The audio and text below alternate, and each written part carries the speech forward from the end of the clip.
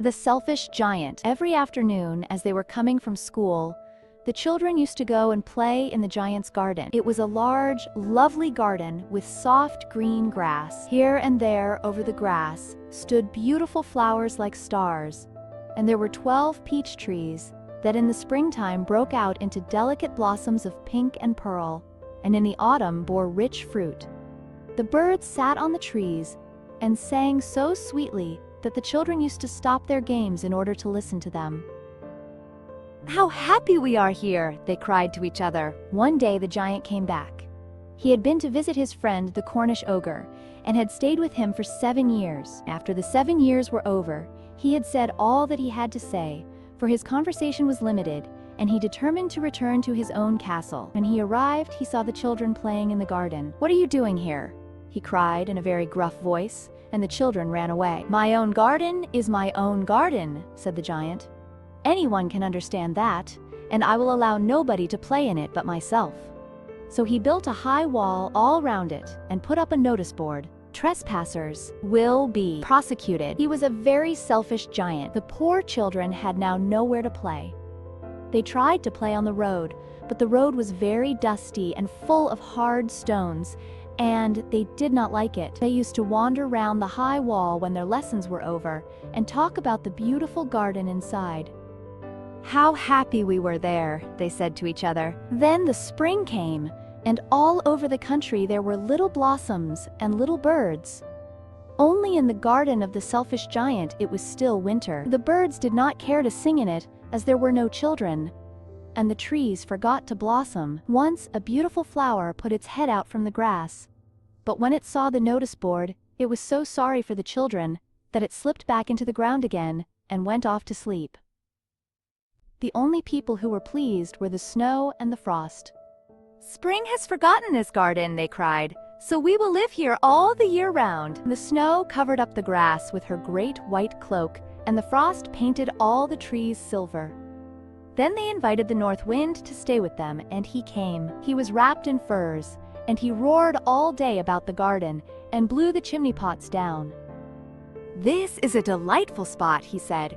"We must ask the hail on a visit." So the hail came. Every day for 3 hours he rattled on the roof of the castle till he broke most of the slates, and then he ran round and round the garden as fast as he could go. He was dressed in gray, and his breath was like ice. "I cannot understand why the spring is so late in coming," said the selfish giant, as he sat at the window and looked out at his cold white garden. "I hope there will be a change in the weather." But the spring never came, nor the summer. The autumn gave golden fruit to every garden, but to the giant's garden she gave none. "He is too selfish," she said. So it was always winter there, and the north wind, and the hails, and the frost, and the snow danced about through the trees. One morning, the giant was lying awake in bed when he heard some lovely music. It sounded so sweet to his ears that he thought it must be the king's musicians passing by. It was really only a little linnet singing outside his window, but it was so long since he had heard a bird sing in his garden that it seemed to him to be the most beautiful music in the world. Then the hail stopped dancing over his head, and the north wind ceased roaring, and a delicious perfume came to him through the open casement. "I believe the spring has come at last," said the giant, and he jumped out of bed and looked out. What did he see? He saw a most wonderful sight. Through a little hole in the wall the children had crept in, and they were sitting in the branches of the trees. In every tree that he could see there was a little child, and the trees were so glad to have the children back again that they had covered themselves with blossoms, and were waving their arms gently above the children's heads. The birds were flying about and twittering with delight, and the flowers were looking up through the green grass and laughing. It was a lovely scene, only in one corner it was still winter. It was the farthest corner of the garden, and in it was standing a little boy. He was so small that he could not reach up to the branches of the tree, and he was wandering all round it, crying bitterly. The poor tree was still quite covered with frost and snow, and the north wind was blowing and roaring above it. "Climb up, boy," said the tree, and it bent its branches down as low as it could. But the boy was too tiny, and the giant's heart melted as he looked out. "How selfish I have been," he said. "Now I know why the spring would not come here.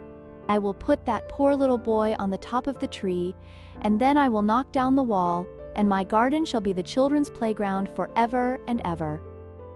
He was really very sorry for what he had done. So he crept downstairs and opened the front door quite softly and went out into the garden. But when the children saw him, they were so frightened that they all ran away, and the garden became winter again. Only the little boy did not run, for his eyes were so full of tears that he did not see the giant coming. And the giant stole up behind him and took him gently in his hand and put him up into the tree. And the tree broke at once into blossom, and the birds came and sang on it. And the little boy stretched out his 2 arms and flung them round the giant's neck and kissed him. And the other children, when they saw that the giant was not wicked any longer, came running back, and with them came the spring. "It is your garden now, little children," said the giant, and he took a great axe and knocked down the wall. And when the people were going to market at 12 o'clock, they found the giant playing with the children in the most beautiful garden they had ever seen. All day long they played, and in the evening they came to the giant to bid him goodbye. "But where is your little companion?" he said. "The boy I put into the tree." The giant loved him the best because he had kissed him. "We don't know," answered the children. "He has gone away. You must tell him to be sure and come here tomorrow," said the giant. But the children said that they did not know where he lived and had never seen him before. And the giant felt very sad. Every afternoon, when school was over, the children came and played with the giant. But the little boy whom the giant loved was never seen again. The giant was very kind to all the children, yet he longed for his first little friend and often spoke of him. "How I would like to see him," he used to say. Years went over, and the giant grew very old and feeble. He could not play about anymore, so he sat in a huge armchair and watched the children at their games and admired his garden. "I have many beautiful flowers," he said, "but the children are the most beautiful flowers of all." One winter morning he looked out of his window as he was dressing. He did not hate the winter now, for he knew that it was merely the spring asleep, and that the flowers were resting. Suddenly he rubbed his eyes in wonder, and looked and looked. It certainly was a marvelous sight.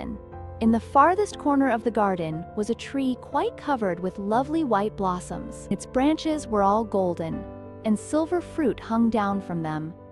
And underneath it stood the little boy he had loved. Downstairs ran the giant in great joy, and out into the garden.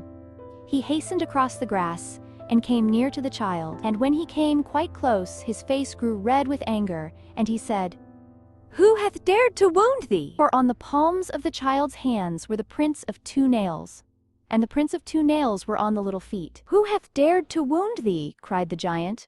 "Tell me, that I may take my big sword and slay him."